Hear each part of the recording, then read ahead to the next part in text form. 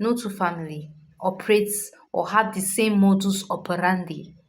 Now, a bread factory cannot work like a car factory. If your house is a bread factory, don't try to look at your friend's house that is a car factory and try to implement the mode of operation in your own home. It won't work. If you force it, it will break. The factory will break. Hello, beautiful souls. You're welcome to Woe to Main channel. It's me, Crystal, and today we're going to look at something that's consuming the society at the moment, and that is trouble in homes. A troubled home is a home that has a particular pattern of conflict. This could be arguing all the time, disagreements, quarreling, even physical abuse, fighting, emotional abuse, psychological abuse. All these patterns, when you see them displayed in a family, there is trouble in that home. It could be a woman just finding out the infidelity of her husband, or a woman that has a husband that drinks so much or gambles a lot and is using all the finance of the money to do that, and she's left to fend for her children on her own. Or a woman that does so much and is not appreciated by the husband. Or a woman that the husband physically abuses, emotionally abuses, even psychologically abuses. These are instances for you to know your home is in trouble, and this trouble has long-term ripple effects on a family. Now, this trouble in homes ultimately leads to divorce if not properly managed or taken care of. This video is not necessarily here to tell you, hey, finance and sex or infidelity is what causes problem in homes. Yes, these are examples of what causes problem, but they are only platforms that the main problem uses to manifest itself. So I'm going to walk us through 5 important steps, and if you as a lady or woman you're having issues in your home, please try and stay to the end of the video. If you walk through these 5 steps, I'm guaranteeing that you're going to see a change even before you get to number 5. The first is sit back and look at the Genesis before the Revelation. When I say Genesis before the Revelation, what was it like when you met during courtship, before you got married, and then started seeing things you didn't understand after the marriage? Most women would say, hey, he was different before marriage, but after marriage now he changed. He didn't change, except you changed a different human being.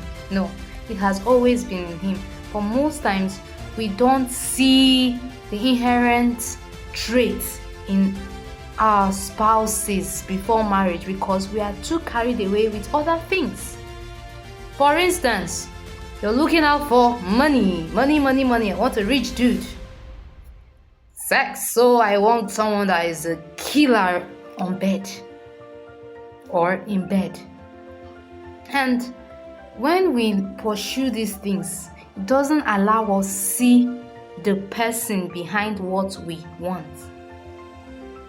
These things are like veil that we use to cover our eyes from seeing the real thing that we should be looking out for in a person we want to call a life partner.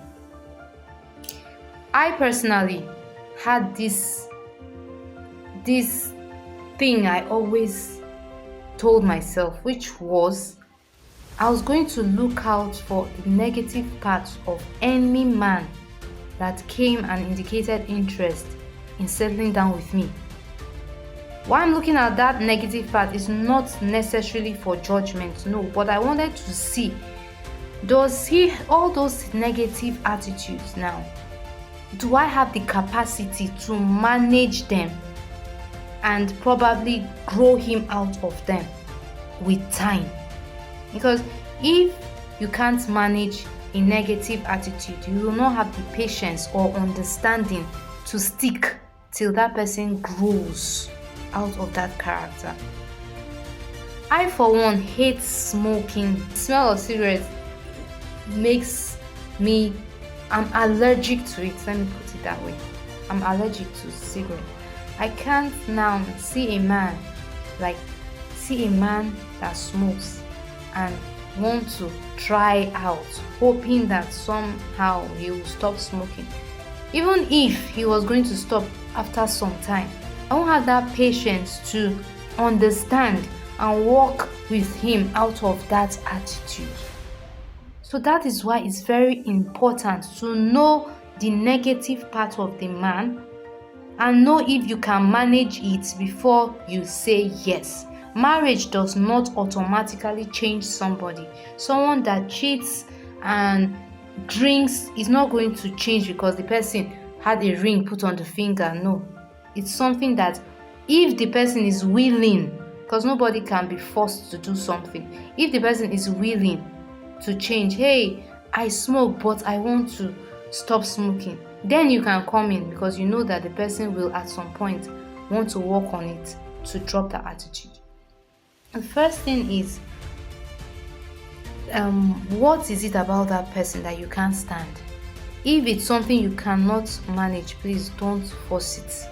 Just pause it there. If it's something you can go in and walk patiently with the person. Now, 1 Corinthians chapter 5 from verse 9 down to 13 says that you should not even eat or associate with people that could get drunk or worship idols or sexually perverted. Now, but chapter 7 of 1 Corinthians says that if peradventure you decide that, hey, you're going to still marry the person, just prayerfully, patiently, and lovingly live with the person and hope that that person will change at some point. There's no guarantee, but you can with hope, trust that there will be a change. Number 2 point is for you to know that no two families are the same. No two family operates or have the same modus operandi. Now, a bread factory cannot work like a car factory. If your house is a bread factory, don't try to look at your friend's house that is a car factory and try to implement the mode of operation in your own home. It won't work. If you force it, it will break. The factory will break because you're over using it to do what it wasn't even designed for. So, comparison, the Bible condemns it. Galatians chapter 6 verse 4 says, do not compare. Just look at your own work and be diligent about it. Be proud of it. It is only in the kingdom of darkness you see comparison. Comparison leads to competition. You will outdo yourself. You will overwork yourself. You will overwork and drain both yourself, your spouse, and your children. Don't compare. If your friend's husband bought her a car, rejoice with her and face your own. Do you know what she did or went through for her to get that car? And you just come in and want to pressure someone's son into terminal sickness because you want him to act as the other man did. Look at your husband and know what he is able to manage and work with him. Your friend that had that new car is not going to come and tell you when the husband slapped her or when the husband abused her or treated her wrongly. People will only tell you what they want you to hear, and those are always good things. So please don't use someone else's home to define how your home will look like. In our next video, we are going to be looking at the third, fourth, and fifth points that we are going to walk through to see that peace comes to a home, to your home. Thank you so much for your time. I'll see you in the next video. Please, if you like this video, just give us a thumbs up and share with someone you feel the home is looking somehow. You're not sure what's happening.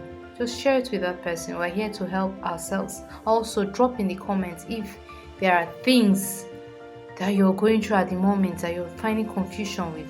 We will be here to prefer the best advice by the special grace of God to your problem. So thank you so much again, and with so much love from me to you. Please remain blessed. Bye for now.